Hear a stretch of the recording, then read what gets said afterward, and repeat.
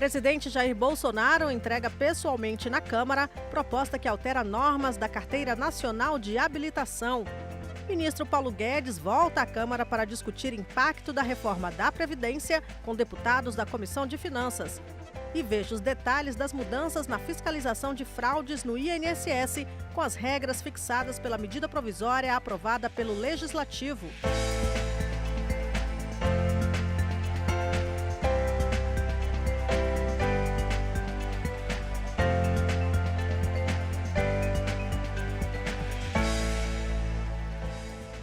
O presidente Jair Bolsonaro veio pessoalmente à Câmara entregar projeto com mudanças na Carteira Nacional de Habilitação. Pela proposta, que ainda vai ser analisada pelos deputados, o prazo de validade da CNH passaria dos atuais 5 para 10 anos.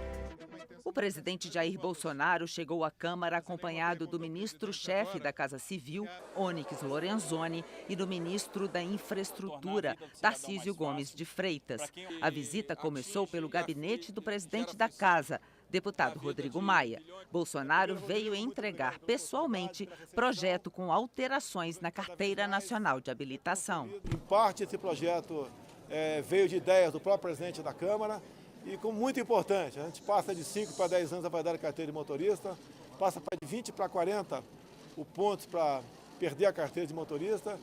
Entre outras coisas, também nós tiramos do Detran a exclusividade nas clínicas para emitir o atestado de saúde para a carteira de motorista. Qualquer um médico pode conceder isso aí. O ministro da Infraestrutura lembrou que o Código Brasileiro de Trânsito é antigo, já tem 20 anos e, segundo Tarcísio Gomes de Freitas, precisava ser atualizado. O ministro informou ainda que os Detrans estão sobrecarregados e com dificuldade para dar andamento em processos para a suspensão do direito de dirigir.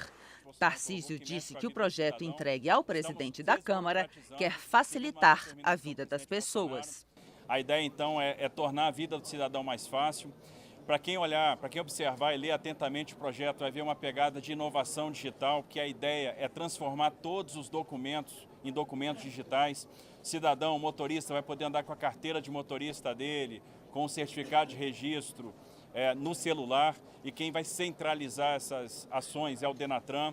Agradecer a presença de toda a imprensa, dos parlamentares, do ministro Tarcísio, mas principalmente do presidente Bolsonaro, que veio à Câmara entregar um projeto de lei que nós consideramos importante, que atinge e gera aflição na vida de milhões de brasileiros, principalmente aqueles que vivem do transporte, o taxista, o caminhoneiro, né?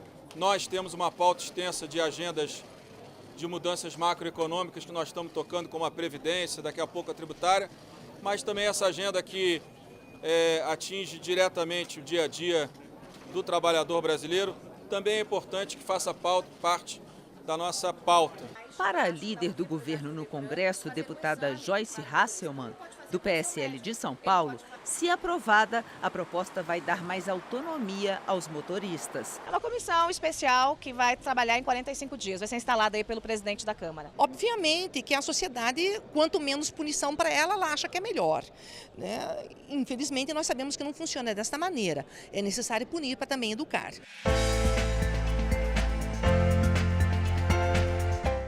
O plenário aprovou a MP 875, que autoriza o pagamento de auxílio emergencial a famílias de baixa renda atingidas pelo rompimento da barragem em Brumadinho no último mês de janeiro. O auxílio será pago a 2.280 vítimas beneficiárias do Bolsa Família do BPC e da renda mensal vitalícia. A proposta inicial do governo consistia em pagar uma parcela única de R$ 600 aos atingidos, mas o valor foi bastante criticado por parlamentares como a deputada Áurea Carolina, do PSOL de Minas Gerais. Nós entendemos que o valor, além de ser muito pequeno, não beneficia aquelas famílias atingidas na calha do rio Paraupeba, na distância de até 1 quilômetro, chegando até a represa de Retiro Baixo, no município de Pompéu. esse atendimento, a cobertura dessas pessoas foi prevista na força-tarefa que negociou com a Vale as medidas reparatórias. Então, já é entendido pela Vale que essas pessoas precisam ser também recompensadas de alguma maneira. O plenário aprovou, então, um destaque do PCdoB que aumenta o auxílio de R$ 600 para 12 parcelas no valor de um salário mínimo. O deputado da Vitória, do Cidadania do Espírito Santo, elogiou a iniciativa do governo. E parabenizar a iniciativa do governo federal pela sensibilidade. É lógico que não resolve a vida daquelas pessoas que sofrem tanto com o rompimento da barragem de Brumadinho. E é uma reincidência que acontece com essa empresa, que faltou responsabilidade de acompanhar o perigo na vida dessas pessoas. E ainda tem mais anúncios de tragédias como essa. O governo federal, além dessa manifestação, precisa cada vez mais acompanhar com fiscalização as empresas, que muitas das vezes pensam no resultado financeiro e esquecem da vida humana. Os auxílios às vítimas de baixa renda serão pagos através da Caixa Econômica Federal e os beneficiários terão 180 dias para sacar, a partir da disponibilização do crédito. A matéria agora vai ao Senado.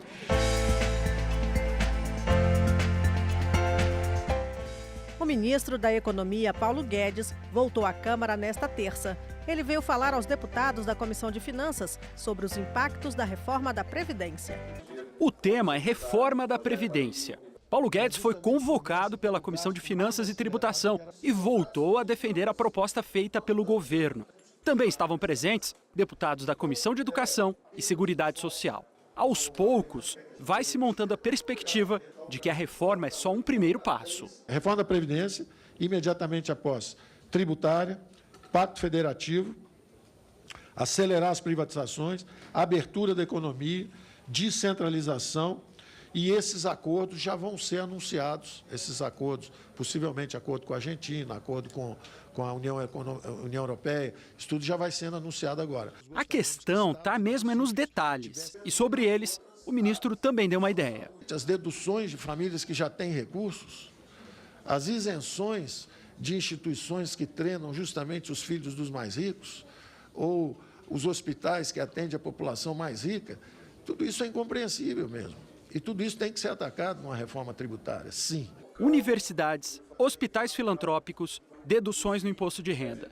O deputado Fernando Monteiro acha que isso tudo mira direto na classe média. O ministro explicou que esse pacote viria junto com uma redução geral nos impostos. Eu acho que se for isso mesmo, que realmente os impostos reduzam, eu acho que eu não vejo nenhum problema. Mas se manter os impostos atuais e querer tirar um benefício, como saúde e educação, vai ser, consequentemente, vai atingir de cheio a classe média brasileira. Não é atingir a classe média, é justamente garantir que os mais pobres tenham acesso aos serviços públicos de qualidade. Então, o que o ministro Paulo Guedes tem falado e tem feito? Não, vamos revisar os gastos do governo, porque o Estado, qual é o papel dele? É fornecer os serviços públicos para a população que mais precisa. E a reforma da Previdência também foi tema de seminário nesta terça, aqui na Câmara. Um seminário reuniu especialistas que analisaram mudanças na Previdência em países da América Latina e do resto do mundo. Como o caso do Chile, que adotou o modelo de capitalização há mais de 20 anos. Foi imposto esse sistema e os empregadores deixaram de contribuir. Como foi dito aqui, é um sistema de poupança forçosa. Não tem benefícios definidos. Também os fundos dependem da rentabilidade financeira. Se tiver perdas, os fundos diminuem e isso não depende do trabalhador. Não houve aumento da poupança, ela se manteve em patamares iguais e, muito importante, em muitos casos, na maioria desses casos aqui, essa poupança se reduziu. O representante do Banco Interamericano de Desenvolvimento disse que a maioria dos países tem combinado sistemas de repartição até uma certa renda com a poupança ou capitalização acima dela. Todos recebam algo pelo tempo que contribuiu. E que, logo, se esse algo não é suficiente, porque a sociedade considera que não é suficiente, que seja explícita a compensação a essa pessoa que não contribuiu, que não pôde contribuir o suficiente. O técnico também defendeu que a reforma já inclua mecanismos de ajuste no futuro. Para os deputados, o seminário trouxe informações importantes. O seminário deixa claro que esta opção da capitalização que na verdade é uma privatização do sistema de previdência, ele não deu certo em lugar nenhum do mundo. Dos 30 países que tentaram esta tal capitalização, onde só o trabalhador tem que poupar a sua própria previdência sozinho, 18 já voltaram atrás, as aposentadorias caíram muito de valor e se tornam inseguras. Então esse é um primeiro ponto que eu espero que o relator retire da proposta original do governo para que a gente possa discutir questões paramétricas de ajuste de idades, etc. Teve um momento de crise e o Chile consertou.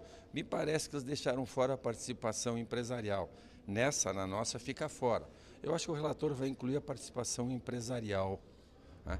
E a capitalização vai valer só para quem entra no mercado, não quem está no mercado. As experiências havidas lá, ser repetidas aqui, nós sabemos o caminho que vai tomar. Até porque já aconteceu o caos em vários países. E nós não queremos repetir aqui os equívocos que cometeram lá.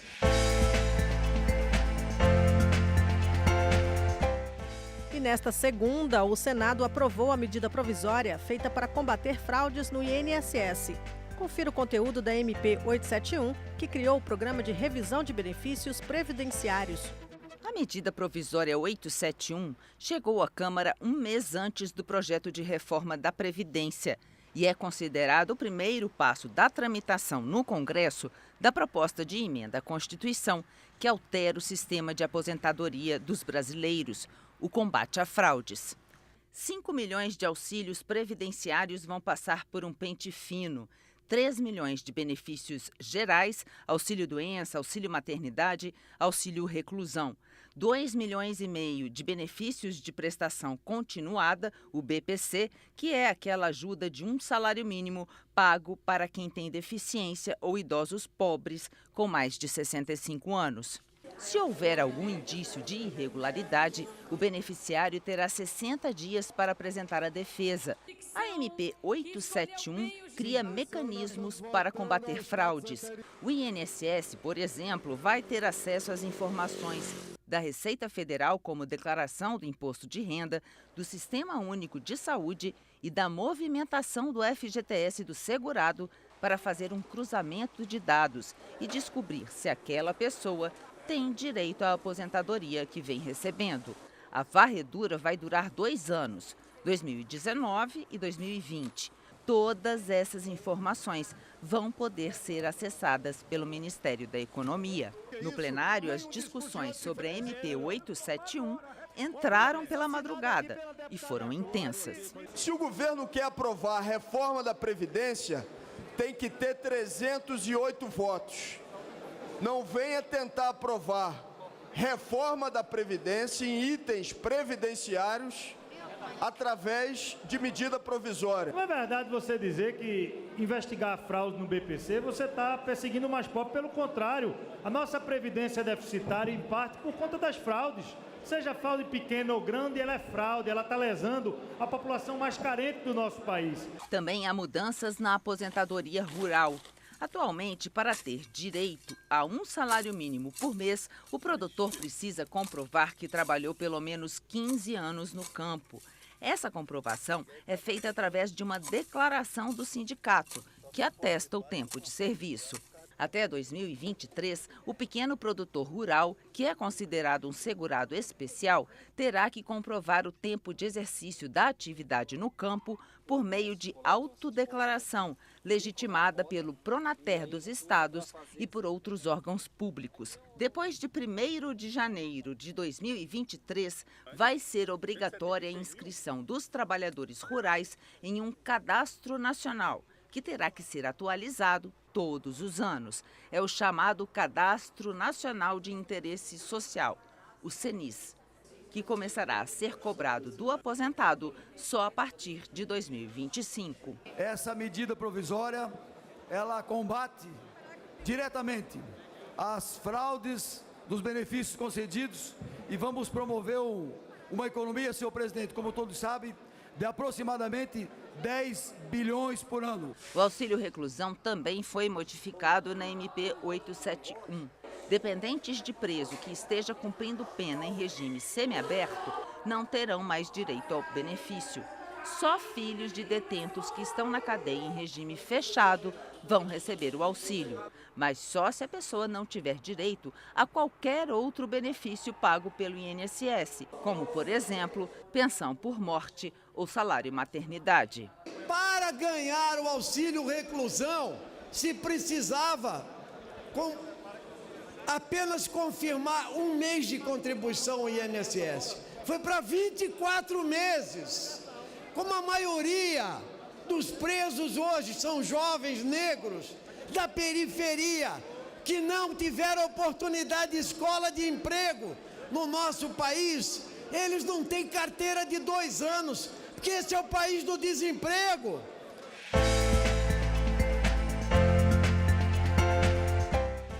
Está pronto para ser votado na Comissão de Orçamento o relatório sobre créditos extraordinários para o governo pagar despesas com programas sociais. A aprovação é urgente para o governo não ferir a chamada regra de ouro. A regra de ouro proíbe que o governo se endivide para pagar despesas cotidianas. A regra só pode ser contornada se autorizada pelo Congresso. O governo diz que não tem dinheiro para pagar benefícios para idosos carentes e deficientes e o Bolsa Família, entre outros. E, por isso, enviou o pedido em forma de projeto para quitar 248 bilhões e 900 milhões de reais em despesas correntes por meio de operações de crédito. Na Comissão de Orçamento, o deputado Hildo Rocha apresentou um relatório recomendando a aprovação do texto original e fez um acordo com o governo para acrescentar recursos nas áreas de educação e agricultura. Nós conseguimos, com o governo, para restabelecer o valor para o Pronaf. Aumentamos um pouco, em 80 milhões, o valor do Pronaf, que vai ser muito útil para o agricultor familiar, para melhorar as condições de produção do agricultor familiar, e também um acordo dos líderes de partidos ideologicamente de centro, como o PP, MDB, DEM, PRB, fizeram um acordo com o governo para que o governo reponha o dinheiro que foi cortado da educação. Isso é um trabalho que vai ser feito através dos líderes para que a gente possa, enfim, encontrar um caminho para não ter os cortes já anunciados pelo governo. Comissão especial aprova ampliação do orçamento impositivo. A proposta de emenda à Constituição obriga o governo a liberar recursos das chamadas emendas de bancadas dos estados. Entre as fontes de dinheiro para obras nos estados e municípios estão as emendas de deputados e senadores ao orçamento do governo federal. Só que nem sempre são liberados os recursos para esses investimentos aprovados pelos parlamentares. Ano a ano, são feitos cortes e bloqueios temporários, que são uma das causas de muitas obras paradas pelo país.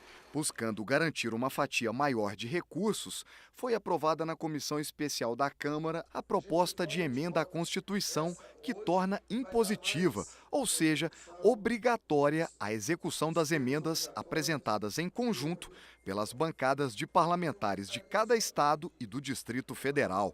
Os gastos do orçamento já eram obrigatórios para as emendas individuais dos deputados e senadores. É uma PEC diferenciada que leva ao município, ao estado, 340 milhões por ano no mínimo.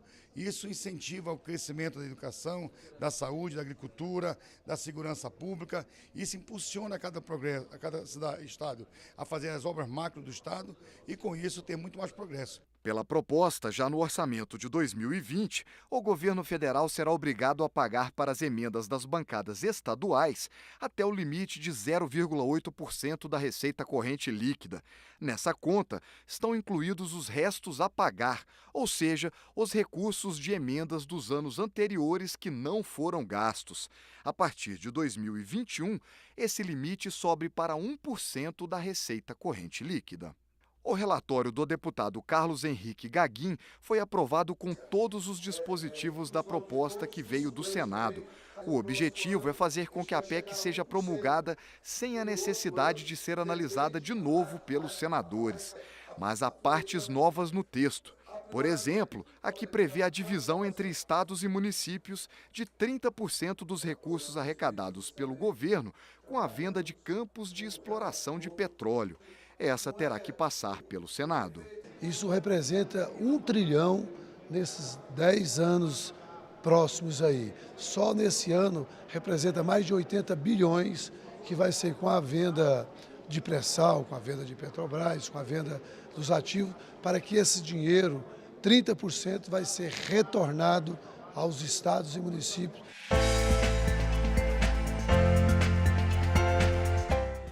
A CPI do BNDES ouviu Leonardo Curti, que é procurador da Fazenda Nacional. Segundo a Procuradoria, a forma como o frigorífico Bertin foi comprado pela JBS em 2009 pode ter gerado sonegação fiscal. A investigação, no caso, ela foi realizada pela Receita Federal do Brasil, que nos reportou a existência de omissão de rendimentos relativos ao imposto de renda e que foram lançados por um auditor da Receita Federal, mas que havia o risco desse crédito tributário não ser satisfeito. Então, a Procuradoria da Fazenda Nacional, nas suas atribuições, propôs uma ação judicial para desconsiderar um negócio jurídico e, via de consequência, obter ativos para garantir esse crédito tributário. Os deputados da CPI desconfiam que essa negociação pode ter gerado prejuízo para o BNDES. Mas o procurador disse que não tem condição de afirmar se houve corrupção ou qualquer outro crime envolvendo a JBS e a família Bertin. Fizemos a inquirição hoje do procurador da Fazenda Nacional, Leonardo Curti, que na verdade não trouxe nenhum fato novo, porque todas as situações que ele entendeu pertinentes, ele lá na sua petição inicial, em nome da PFN, ele apresentou, esclareceu algumas situações que para nós são consideradas de muito valor, mas fato novo ele não trouxe e não acrescentou nenhum fato novo à Comissão Parlamentar de Inquérito.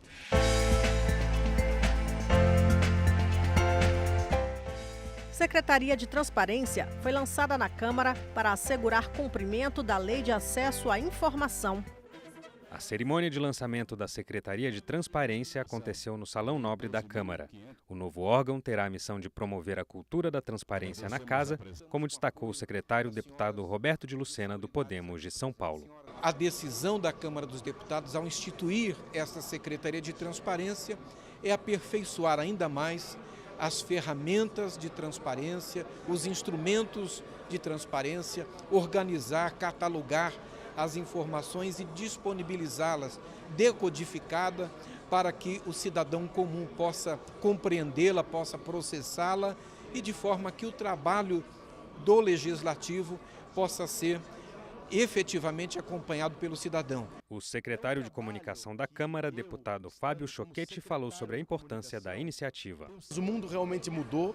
Foi provado nos últimos anos no Brasil que o que vale hoje é a transparência. E nada mais justo que uma casa que é a casa mais importante do país e que trabalha com muita transparência já levar isso para o brasileiro e mostrar para o brasileiro realmente o que acontece aqui é um livro aberto e não tem conversa atrás da porta. A Secretaria de Transparência terá como missão principal assegurar o cumprimento aqui na Câmara da Lei de Acesso à Informação, ou LAI, que está completando 8 anos. A LAI criou dispositivos que possibilitam a qualquer pessoa exigir informações de órgãos públicos sem a necessidade de justificar o motivo da solicitação. Esta edição termina aqui. Para mais informações ou para rever nossas reportagens, acesse www.câmara.leg.br. O Jornal da Câmara volta amanhã. Até lá!